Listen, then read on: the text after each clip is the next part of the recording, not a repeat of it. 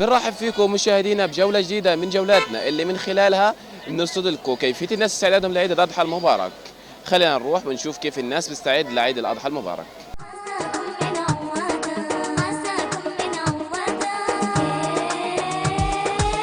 يا لا لو يا لا عيد مبارك والفرحة ترد الصدى.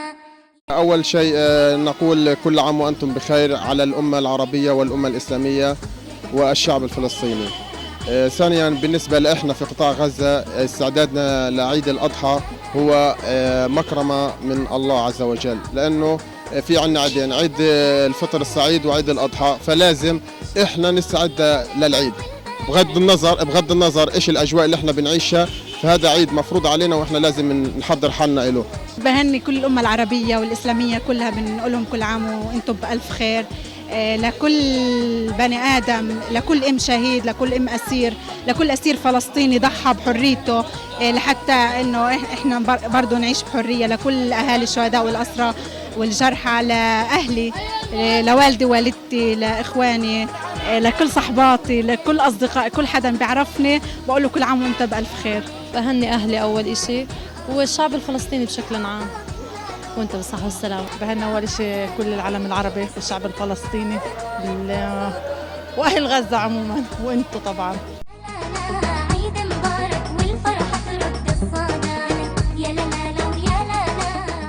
بهني أبويا وأمي وابن خالي في تركيا، بقول كل عام وأنت بخير. ونبرخ التحية لأرواح الشهداء وأهل الشهداء وللرئيس محمود عباس وللقيادة الفلسطينية، وبنهدي كمان للأسرى وللمرابطين في القدس.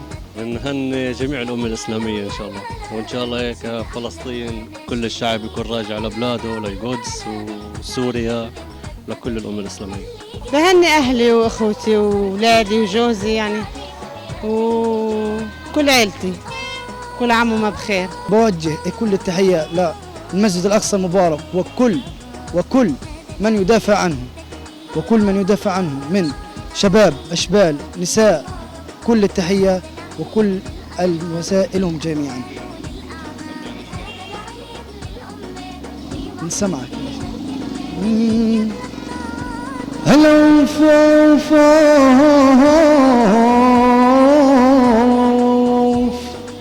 أحلى وأغلى وطن فيها الدين فلسطين، أحلى وأغلى وطن فيها الدين فلسطين. علو القلب غير وطن، هيهات يحلالو.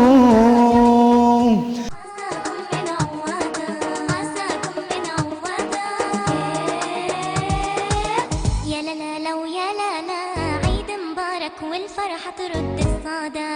يا لا لو يا لا عيد مبارك عساكم من عوادة.